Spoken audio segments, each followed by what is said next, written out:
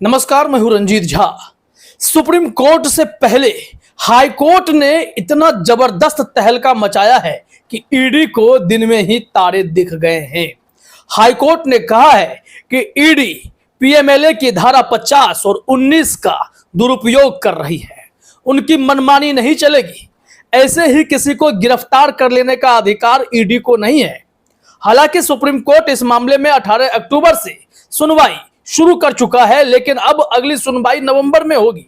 लेकिन उससे पहले दिल्ली हाई कोर्ट ने ईडी के होश उड़ा दिए हैं और दिल्ली हाई कोर्ट के इस निर्णय, इस आदेश के बाद यह तय मानिए कि झारखंड के सीएम हेमंत सोरेन जिस बात की लड़ाई ईडी से लड़ रहे हैं, उसमें वो 50-100 कदम आगे जीत की तरफ बढ़ चले हैं। अब यहां मामला क्या है, जरा अपने स्क्रीन पर आप देखिए। बार एंड बेंच की रिपोर्ट है।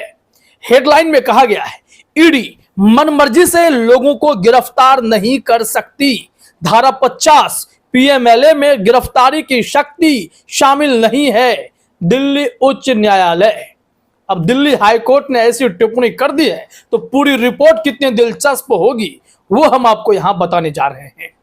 दरअसल यह केस ही बेहद दिलचस्प है कि ईडी जहां तहां मनमानी दिखाती है, जिसे मर्जी समन तो कर देगी, लेकिन गिरफ्तार करने के वक्त उसे कोई लिखित में न जवाब, न कारण, न कुछ भी। तो धारा 19 और धारा 50 को लेकर दिल्ली हाई कोर्ट ने जो व्याख्या की है वो समझना यहां काफी जरूरी होगा। तो चलिए शुरू करते हैं। यहां बार एंड बेंच ने लिखा है कि दिल्ली उच्च न्यायालय ने गुरुवार को कहा कि धन शोधन निवारण अधिनियम पीएमएलए की धारा 19 के तहत किसी व्यक्ति को गिरफ्तार करने की प्रवर्तन निदेशालय की शक्ति अनियंत्रित नहीं है और ईडी अपनी इच्छानुसार किसी व्यक्ति को गिरफ्तार नहीं कर सकता है।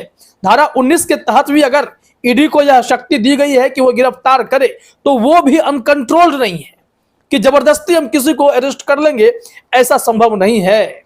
यहां से सुप्रीम कोर्ट से पहले दिल्ली हाई कोर्ट ने जो मामले को बहुत ही क्लीन तरीके से जस्टिफाई किया है वो सबके लिए आंखें खोलने जैसा है। यहां आगे कहा जा रहा है, यह केस जो है आशीष मित्तल बनाम प्रवर्तन निदेशालय एवं अन्य है।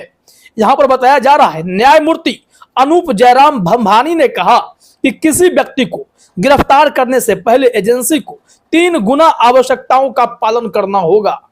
यह नहीं कि जो मन में आए कर गए। तो आइए वो जो 3 पॉइंट्स हैं वो किस पॉइंट पर ईडी को विचार करना होगा, तब जाकर गिरफ्तारी की बात सामने आएगी। देखिए अपने स्क्रीन पर बताया जा रहा है कि सबसे पहले निदेशक को एक उचित विश्वास रखना चाहिए कि गिरफ्तार किया गया व्यक्ति पीएमएलए के तहत अपराध का दोषी है, न कि किसी अन्य अधिनियम के तहत। दूसरे, ऐसे विश्वास के कारणों को लिखित रूप में दर्ज किया जाना चाहिए। और तीसरा, ऐसा विश्वास उस सामग्री पर आधारित होना चाहिए जो निदेशक के पास है। कोर्ट ने कहा है, फैक्ट होने चाहिए, प्रूफ होने चाहिए। बिना तथ्य के आप किसी को गिरफ्तार नहीं कर सकते। ये शक्तियां आपके पास हैं तो इस पर मनमानी तो नहीं चलेगी। और ईडी की इसी मनमानी ने देश में राजनीतिक हलकों में भूकंप लाकर खड़ा कर दिया है, जिसके चलते कई सरकारें अस्थिर हो गई हैं।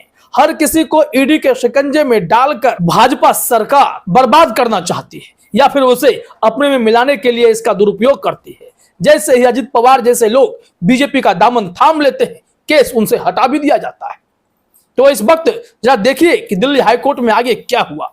यह कहा जा रहा है, प्रासंगिक रूप से कोर्ट ने यह भी कहा कि पीएमएलए की धारा 50 के तहत समन जारी करने की ईडी की शक्तियों में गिरफ्तारी की शक्तियां शामिल नहीं हैं। इसमें आगे कहा जा रहा है, सुनिश्चित करने के लिए गिरफ्तार करने की शक्ति पीएमएलए की धारा 50 में स्पष्ट रूप से अनुपस्थित है।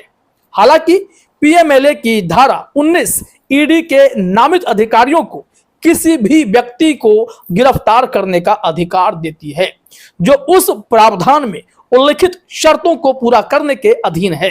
लेकिन यह स्पष्ट है कि गिरफ्तारी की शक्ति धारा 50 में निहित नहीं है और न ही यह धारा 50 के तहत जारी किए गए समन के स्वाभाविक परिणाम के रूप में उत्पन्न होती है। फैसले में ऐसा कहा गया है। मतलब जो ईडी धारा 50 और धारा 19 के जरिए कुछ भी करने के लिए आतुर रहा करती है, उस ईडी को यह कड़ा संदेश है। दिल्ली हाई कोर्ट ने सुप्रीम कोर्ट से पहले ही व्याख्या कर डाली है। निश्चित तौर पर दिल्ली हाई कोर्ट के जस्टिस के इस व्याख्या को सुप्रीम कोर्ट संज्ञान में लेगा और ईडी पर लगाम कसने की तैयारी शुरू होगी। वैसे भी दिल्ली हाई कोर्ट में कभी कभी तो ऐसे ऐसे जज रहे हैं जिन्होंने सबको हड़का दिया है। आपने अभी जस्टिस अनूप जयराम भंभानी के बारे में सुना, लेकिन उससे पहले याद होगा जस्टिस मुरलीधर जो दिल्ली हाई कोर्ट में जज थे, जो बाद में उड़ीसा हाई कोर्ट के चीफ जस्टिस बने और इस वक्त खबर है कि उन्हें फिर से सुप्रीम कोर्ट में वकील बना दिया गया है। उन्होंने दिल्ली दंगे के वक्त जितने बड़े बड़े फैसले लिए उससे सरकार हिल गई थी। मोदी सरकार इस तरह छटपटा गई जिसकी चर्चा इन दिनों हुई है कि जस्टिस मुरलीधर ने कहा, मुझे पता ही नहीं चला कि मैंने क्या गलत किया, सरकार मुझसे खफा क्यों हो गई, वह ट्रांसफर क्यों करा दिया गया। बेहद ही दिलचस्प मामला था वो भी। खैर, इस वक्त ईडी की शक्तियों पर बात हो रही है। कई हाई कोर्ट में मामला जाता है, याचिका खारिज कर दी जाती है, लेकिन कुछ ऐसे जज जरूर होते हैं जो इस मामले की तह में जाते हैं, गहराई में जाते हैं और फिर ऐसी टिप्पणी करते हैं जो कि मिसाल बन जाती है। यहां आगे देखिए क्या कहा गया है। न्यायमूर्ति भंभानी ने आगे कहा कि ईडी द्वारा गिरफ्तारी की आशंका वाला व्यक्ति अग्रिम जमानत के लिए आवेदन कर सकता है, भले ही उसे प्रवर्तन मामले की सूचना रिपोर्ट, ECIR या अभियोजन शिकायत में आरोपी के रूप में नामित नहीं किया गया हो। अब देखिए कि इस मामले में ईडी मनीष सिसोदिया जैसे नेता को महीनों सलाखों के पीछे रखी हुई है। कई ऐसे नेता हैं जिनको ईडी ने गिरफ्तार कर लिया और फिर वो गिरफ्तारी की शक्तियां पीएमएलए से आई। अब इस पीएमएलए पर जब समीक्षा चल रही है और हाईकोर्ट की यह टिप्पणी आ गई है, तो पीएमएलए के दुरुपयोग को लेकर भी ईडी को अब सावधान रहना होगा। दिन में तारे दिख जाएंगे। इस बीच में तो सुप्रीम कोर्ट में भी ईडी के गिरफ्तारी पर रोक लगाई गई कि बिना किसी लिखित सूचना के गिरफ्तारी अगर की गई है तो उसे रद्द कर दी जा रही है। आपने देखा था कि बंसल बंधु को कैसे रिहा करने का आदेश सुप्रीम कोर्ट ने दिया था, क्योंकि ईडी ने वहां भी मनमानी की थी। अब जरा आगे आइए, यह क्या कहा जा रहा है। एक व्यक्ति सीआरपीसी की धारा 438 के तहत पूर्व यानी गिरफ्तारी और आरोप दोनों से पहले राहत मांग सकता है। पीएमएलए के संदर्भ में धारा 438 के प्रावधानों की अलग अलग व्याख्या करना गुरबख्श सिंह मामले में सुप्रीम कोर्ट की 2 संविधान पीठ के फैसलों के विपरीत होगा। सिब्या सुप्रा और सुशीला अग्रवाल सुप्रा ने स्पष्ट रूप से कहा कि एफआईआर दर्ज करना यानी औपचारिक आरोप धारा 438 सीआरपीसी के तहत आवेदन दायर करने के लिए एक शर्त नहीं है।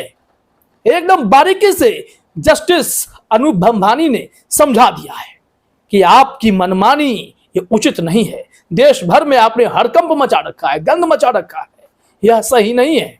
आगे देखिए, इसमें जानकारी दी गई है। न्यायमूर्ति भंभानी ने वी सेंथिल बालाजी बनाम राज्य मामले में सुप्रीम कोर्ट के फैसले का हवाला दिया और कहा कि पीएमएलए की धारा 19(1) का अनुपालन न करने पर गिरफ्तारी ही रद्द हो जाएगी और धारा 19(2) का अनुपालन एक महत्वपूर्ण कार्य है जो किसी को बर्दाश्त नहीं करता है। ये अपवाद है। अब यहां से आगे कोर्ट की जो है टिप्पणी जो आई है आशीष मित्तल के मामले में आई है, उस मामले में क्या था ये भी हम आपको बताते हैं। यहां कहा जा रहा है कि कोर्ट की यह टिप्पणी आशीष मित्तल नामक व्यक्ति द्वारा एडुकॉम्प मामले में ECIR को रद्द करने की मांग वाली याचिका पर सुनवाई के दौरान आई। मित्तल ने आगे यह निर्देश देने की मांग की कि ईडी को उनकी स्वतंत्रता को कम करने के लिए उनके खिलाफ कोई भी कठोर कदम उठाने से रोका जाए, क्योंकि स्वतंत्रता हमारा मौलिक अधिकार है और इसको लेकर काफी बड़ी बहस छिड़ी हुई है कि ईडी की जो शक्तियां हैं उसके तहत देश में हर नागरिक का मौलिक अधिकार खतरे में है। अब जरा सोचिए कि ईडी अगर अपनी शक्तियों का दुरुपयोग करेगा और सालों साल किसी को जेल में डाल देगा तो यह मौलिक अधिकार का उल्लंघन होगा या नहीं होगा। बड़े बड़े जजों ने, बड़े बड़े वकीलों ने इस मामले पर चिंता जाहिर की है। अब यहां पर सुप्रीम कोर्ट में इसकी समीक्षा होगी, लेकिन हाईकोर्ट की यह टिप्पणी कई मायने में महत्वपूर्ण है। इस वजह से मित्तल साहब ने भी कहा कि स्वतंत्रता कम करने का जो काम ईडी करती है ना, उस पर रोकिए, निर्देश दीजिए। यहां पर आगे कहा जा रहा है, उन्होंने कहा कि उन्हें इस बात की प्रबल आशंका है कि उन्हें ईडी द्वारा अवैध रूप से हिरासत में लिया जाएगा, गिरफ्तार किया जाएगा और कंपनी के मुख्य प्रमोटरों, कथित मुख्य लाभार्थियों के हितों की रक्षा के लिए बलि का बकरा बनाया जाएगा। यह सब समझ रहा है लोग कि ईडी कैसे काम कर रही है। हर कोई त्रस्त है, तबाह है कि ईडी ने ये क्या गंद मचा रखा है। ये एफएटीएफ के नाम पर ईडी कुछ भी करेगा, राष्ट्रहित के नाम पर कुछ भी करेगा, यह तो नहीं चलने वाला है। यहां तो सॉलिसिटर जनरल कह रहे थे कि इस मामले में सुनवाई ही मत कीजिए सुप्रीम कोर्ट में, कि आपकी बेंच कर ही नहीं सकती। लेकिन सुप्रीम कोर्ट ने बताया कि सुनवाई कौन करेगा, कैसे करेगा, यह हम तय करेंगे। सुनवाई के लायक है या नहीं है, यह हम तय करेंगे। हमें सुनवाई करने से कोई नहीं रोक सकता है। यह सुप्रीम कोर्ट ने अपने ताकत को यहां दिखा दिया है। लेकिन हाईकोर्ट ने ईडी के केस को देखते हुए जो हिम्मत दिखाई है, जस्टिस अनूप भंभानी ने जो बातें कह दी हैं, वो अपने आप में काफी महत्वपूर्ण है और देश भर में उन तमाम नेताओं को राहत देने के लिए है, चाहे वो झारखंड के मुख्यमंत्री हेमंत सोरेन हो या फिर बंगाल से अभिषेक बनर्जी हो। ईडी की मनमानी पर कोई तो है जो रोक लगा रहा है, और जब समीक्षा होगी, ईडी के पर कतरे जाएंगे, तो यह भी तय हो जाएगा कि ईडी मनमानी किस हद तक कर रहा था और इस वक्त ईडी पर लगाम कस दिया गया है। फिलहाल इस वीडियो में इतना ही। आप सभी का हमसे जुड़ने के लिए बहुत बहुत धन्यवाद।